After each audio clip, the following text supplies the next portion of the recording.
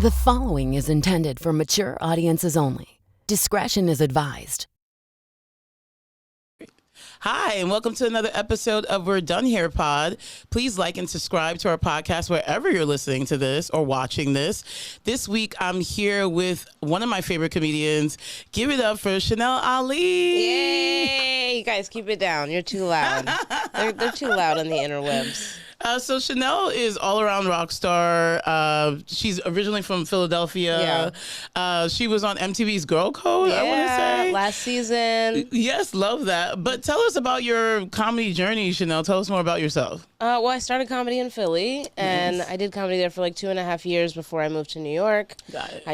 I knew that Kevin Hart had done like 10 years in Philly. Yes. And I was familiar with the grind, and I was like, I don't want to do it that long, you know. Yeah, that's true. I'd like to get going on this, you know. So I moved up to New York, and I just really hit the ground running. I did like the very like dream chase, I sold all my stuff, and I moved with one suitcase. So I got on a mega bus, and I was like, I live in New York now, and I didn't have an apartment. I just paid up an Airbnb for a couple of weeks, so that I could really look for a space and get the lay of the land and decide where it would be best for me to live. Yeah.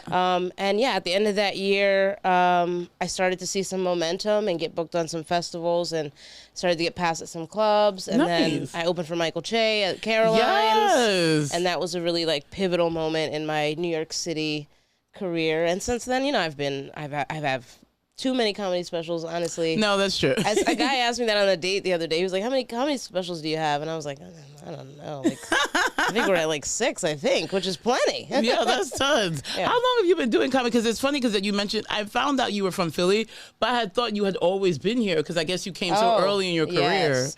I've been doing comedy 9 years now. Oh, wow. So you came here pretty early. I love that. And you live in Astoria like me. Not to tell your business, but tell everybody. Everyone on the podcast knows I live in Astoria as well.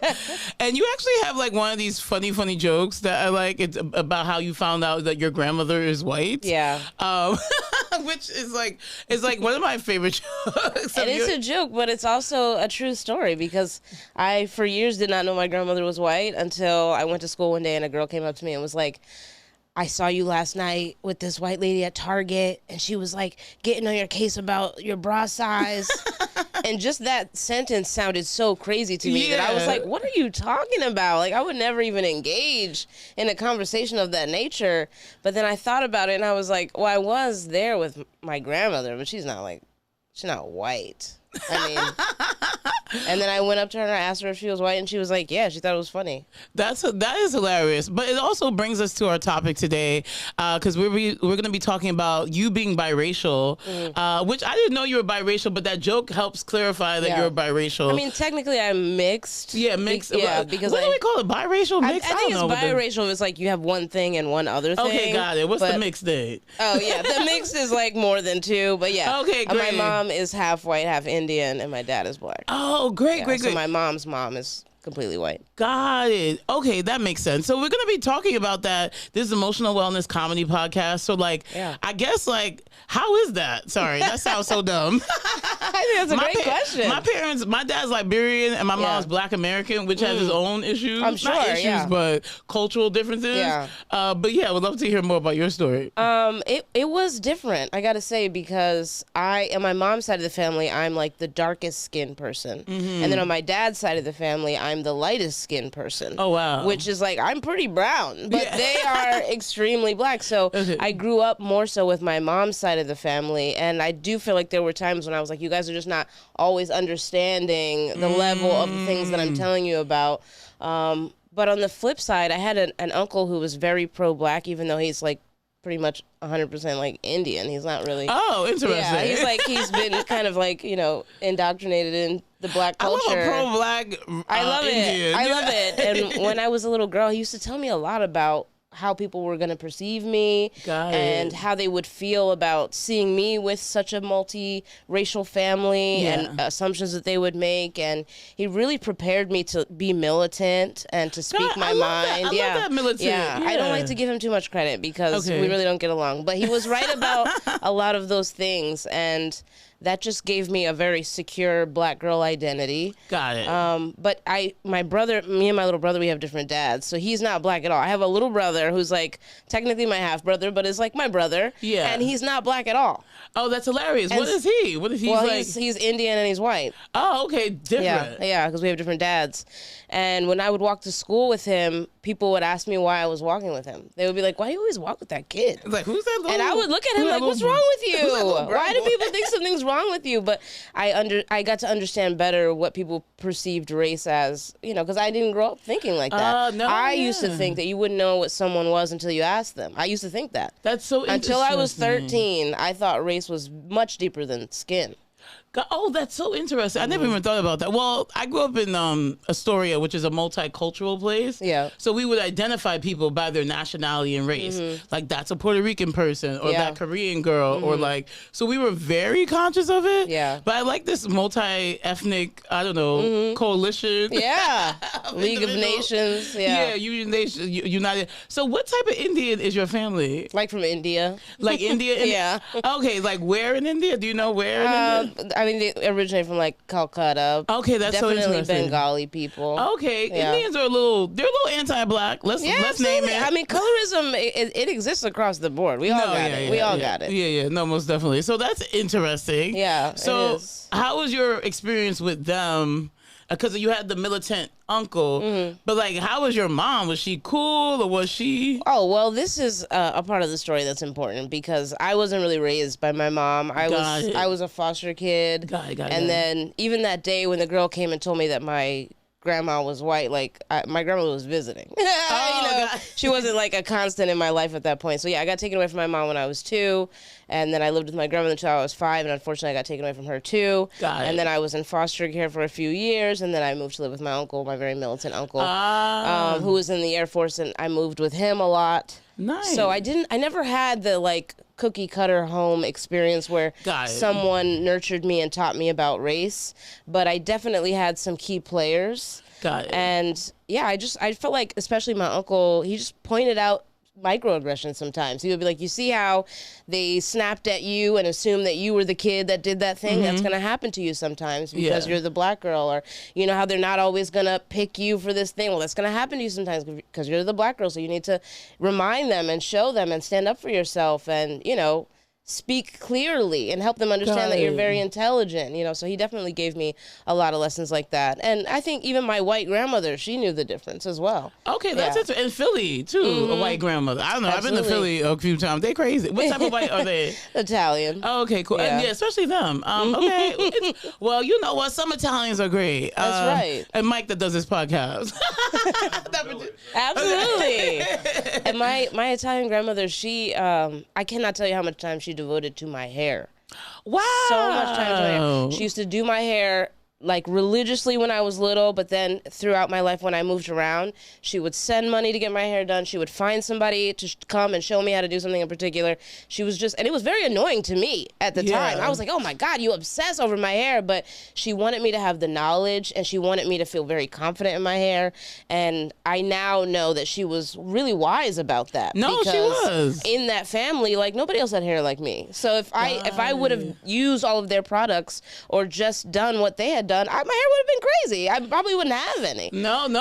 I mean, also, black people tough on other black women are tough on other black people's hair. Absolutely. So that's like a whole other minefield. Yes. If you come to school with your hair looking crazy, like you're like the black sheep. She did not play. Like if I was in a foster home, she would call the foster mom and say, I want to know what her hair is going to look like for pictures. What do you have planned? Okay. She would send products if she thought. White woman. Yeah, she really did not play about my hair. And in the summer, she would drive anywhere to go get my hair braided to make sure I could go swimming. And she just was very aware of what needed to be done. And she would snap at people if they weren't doing it. I love that. So it sounds like you had some family members who weren't black, but they were culturally competent. Yes. Which honestly is not the case. I have people in my family who are mixed, and I'm like, they white mama don't know nothing. But but at least you had that. So what were some of the trials and tribulations growing up, you would say, I don't know, as it relates to your identity? Or maybe it wasn't growing up, maybe it was when you got older. My identity as a black person in a mixed family? Yeah. I think I felt a lot of pressure to be a certain type of black woman. Okay. They were always talking about education and jobs that had accreditation, like being a lawyer or a doctor. Yeah. They really would speak about my future in that way that felt very heavy-handed to me, even as a little girl. And also, I like conformed to it for a long time. I can see that. Yeah. I would, I was very studious. I was straight A, honor roll. I graduated with honors. It was very important to me. But now looking back, I was very creative, and I was much more of an artist, and I was much more into music and acting and singing. But I never felt like I had space to do that. Oh, wow, that's crazy. I actually, so I feel like we're around the same age, and I feel like there's something about, like, I don't know, when we grew up, there was like all this like negativity about black women because like the welfare queen and stuff like that. So when our generation came, they like really was like, you got to go to school and you got to do this. And it's true, now black women are like, I don't know, we have the most degrees for no reason. I don't know just why. Just educated out here. And still underpaid. Like, what was all that? What just was all frustrated. All these books we don't read at home. Why they do that to us? It's a lot of pressure they did. They passed it down, that American dream that it's Which not, is bullshit. It's not, everybody has to do their own thing. Yeah, and it's true. I don't know. I just never felt room to be like a creative, like, I wanted to write plays. And I wanted to do stuff like that. And they were like, no, this singing stuff, you gotta. No, I identify with that. Yeah, I wanted to sing. I wanted to dance. I wanted to be in plays. And then it was like, after school, you gotta go. I had Bible lessons, which was a real waste of time. I can't imagine. But it was a real waste of time. But yeah, I would rather like had been singing or dancing or like, yeah, it's crazy. Anyway, we have the same black girl trauma, artistic. I also felt like because I didn't grow up with my mom, there was always kind of this like looming, don't be like your mom thing, and that's really heavy-handed, I think, in a lot of households, but especially when, we're talking about a little black girl, and they're like, you just gotta get your stuff together and make sure that you don't. Lose your. So they use your mom as like a metaphor of what not to. She's not a black woman, so it's not even in the black woman trope. Yes. It's like, don't be that type of woman. That's a lot of pressure. It was a lot of pressure, and I think that's what kept me from being a comedian earlier. Is that I felt a lot of pressure to, like, even when I started to transition into being a comedian, and I like quit this job that I had, and I started to move. I remember one of my aunts saying to me, like, I just don't understand what you're doing, and it's kind of reminded me of this period of time when your mom was just making. She was like, she was just making wild decisions, and you're about the same age as when she just started doing it. And I was like, that did get in my head a little bit. And for the first couple of years of comedy, I was like, am I being like her? Am I just shirking responsibility and I don't want to grow up? But I was like, look, I don't have kids out here. I'm not out here, I'm not missing work. Yeah, I'm just trying to make people laugh, and that's a really honest thing to pursue, Yeah. So I had to steel myself and like reinstall my confidence because I felt a lot of them just putting that trauma on me. But I've had really hard conversations with, especially the women in my family, about the passage of trauma and how it stops here, and we're not gonna abuse each other under the guise of this is just how our relationships are. It's like, no, you don't get to talk to me crazy. I never disrespect anyone, and I have plenty of good reasons to. So you're breaking generational curses. Absolutely. Okay, amen to that. I like that. I'm always texting my family. They'll text me something, and I'm like, yeah, it's therapy time. You need to go to therapy. Yeah, that's true. I like that. So you moved to New York. When you're in your adult life, how do you reconcile that, like self-care or like, I don't know, therapy? I don't know, people be doing stuff like. I'm not gonna ask a question. I'm just throwing out words. Self-care, therapy. Just talk about all the feel-good things you do. No, I do therapy, but also I really keep a chosen family. I think that's the thing that keeps me grounded. I have people, the other day I was on the road and I was just having a hard time on the road. I had been in Denver for a while. It was cold and I was just tired. I had been, traveling and joking, and I sent a text to my friend who's like in my group, and I was like, hey, if you have a chance today, can you just send me a voice note and just like let me know that you're proud of me and that, I just told her exactly what was going on with me. Yeah. Just very transparent, very vulnerable. And she sent me a voice note that like made me cry, and it was amazing and it was beautiful. And it's like, I've had to learn to ask people for what I need and to not, be afraid of being vulnerable or admitting that I'm angry because I could just be angry, you know? No, that's true. That is true. That is true. That's actually great. Yeah, that's great advice. I love the chosen family component of things. And you grew up in foster care. Do you have tips for people who may have had a similar experience because there's that chosen family component? Of course, yeah. But some people might not have. It sounds like you still had some sort of people that were looking out for you in some regard. Yeah. I did, and that's helpful. But you need to definitely, if you can find a chosen family, you got to do it. But also, you just have to invest in people that show you love, and that love can be identified as big things or small things. Yeah. And that's the only reason I survived. That's the only reason I'm here. Like I'm happy that I had my grandmother at parts of my life and my uncle at parts of my life. But the through line was recognizing anytime somebody was showing me genuine love and care, whether it was a teacher, a neighbor, a friend's mom. You know, if they took a second with me or really recognized something that I thought was special about me, I really, really took note of that, and I, invested in making sure that I could maintain that relationship with them. That's really the only way I survived it. That's great advice. I need to do that in general. I was like, wait, am I invested in people that love me or invested in if people are checking up on you and sending you love, even in your lowest times, like the thing that makes me feel better is checking up on other people, you know? That is true. And it's just kind of like a cycle. I think it's like a self-fulfilling cycle. When you have a bunch of texts going out, they're going to also come back. No, that's true. That is true. I love that. As it relates to your comedy and being multiracial, do you see your multiracial manifesting in your adult life, or is it just like, okay, tell us more about that. I think I just have like very worldly opinions. And I think it's really beautiful that I come from so many different cultures. Me too. And that I've had the chance to live in a lot of different places, I've traveled the world, and also doing comedy around the world has taught me to, how to relate to people, I love that. But I don't know. I feel like the culmination of all of my ancestors' wildest dreams. Yeah. I really do. I feel like if they're all sitting up there and they're from wildly different parts of the world, and they're like, look, we made a black lady comedian. We all came together, made a black lady comedian, and look what she's doing. Oh, she's over here. Now she's over here. She's just, I think it affects how important I think it is to like speak my mind and speak truth to power. Yes. And I just think comedians, especially once we get to a certain level, they really respect our opinions. They really do, and some opinions don't matter. That's right. Yeah, we can't. They shouldn't always listen to us, but they sometimes do. And I just am excited to continue to go up that ladder to get to a point where I can really change things beyond just making people laugh. I love that. I love that you're sharing and that you have worldly experience, because a lot of these comedians are not worldly at all, and it's embarrassing that they're speaking for us. Yeah. Well, thank you so much for sharing your story, Chanel.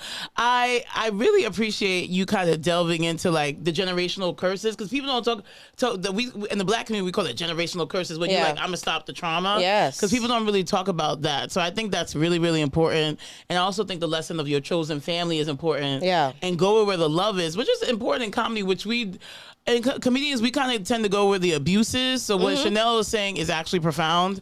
So comedians who are listening to this, who are the bulk of our audience, pay attention to that. So I love that. Is there anything that you're not done with that you're just like loving right now? I'm loving the way that we're using social media to talk about abuse. Oh, really? Like this you heard about this 50-part Who Did I Marry? Tessa. Yes, Tisa, we love it. Risa, we love it. But Risa, also, Tisa. just the idea that our moms and our moms' moms and our aunts and our grandmas had terrible things happen to them at the hands of people that we still know sometimes that are still active in our life. And you know what? They have been taught to shut up about it, to just not tell anybody, to never relive the details, and to move forward because you don't want to be some bitter, blah, blah, blah. You can be somebody who is healed and is no longer bitter, but still can share your story and let people know that these types of abuses are still happening today. Because if we don't, it'll happen to our daughters. It'll happen to our daughters' daughters. So I'm not done with sharing your abuse story and even making light of it and being like, I was manipulated. I was a different version of myself, and let me show you how I got myself out of it so that you can save somebody else, because I love that. it's still happening. It's still I feel like Glorious Moore always does that. She's like, I was a dumb bitch in love, like, which is true. She's like, love is like crypto. It may not be a scam. Yeah. But I think the Risa Tisa thing, because me and my girlfriends were all sharing that. Yeah. And then we know some friends who were dating some questionable characters. Absolutely. And it's kind of like, this is when they was dating this one. Yes. It's just, I love that. It's like a cautionary tale. And I don't know, why are so many men scammers nowadays? Like, we supposed to be the scammers. Like, what happened? I mean, what happened to the men? What happened to y'all? I think they got really desperate. They really did. Like, they fall. Oh, we got all these black women got all these degrees, and they're like, oh, we ain't got no job. Like, whatever. Yeah. But anyway. What I'm not done with this week is Dune. I don't know if you've seen part 2 yet. I haven't. Listen, Timothy Chalamet, whatever his name is, he did it. Him, Zendaya, she did it. Like, and then what's it? Austin Butler, he did it. Like, I won't give away the story, but the cinematography is great. They're comparing it to The Dark Knight. Like, it's one of those, it made me believe in, like, you know, that comic book genre again. Well, not, I don't know what it's called, fantasy, whatever, outer worldly, whatever. They in the desert. They on some Messiah shit. They doing different stuff. They doing different things. Like, they got bald head people that look crazy. There was like some, like, there was too much like Hitler imagery, but whatever. I'll leave that. Whatever, the white people that approved that at the studios. But honestly, a great movie. Like, I can't wait to watch it again. And I'm a geek, so like I'm watching the recaps and I go on the blog. I go deep into the lore. But I haven't been really excited about something in like a few years now. Yeah, I love it. So I'm happy I can geek out again. Yeah. So where can our guests find you? You can follow me on Instagram at Chanel Ali. That's Chanel like the perfume, Ali like Muhammad. Or go to ChanelAli.com to see where I'm going to be performing next. Awesome. Well, thank you so much, Chanel. Yeah, it's good to be here. Yes, thanks for coming on the podcast. That's been another episode. We're done here. Goodbye.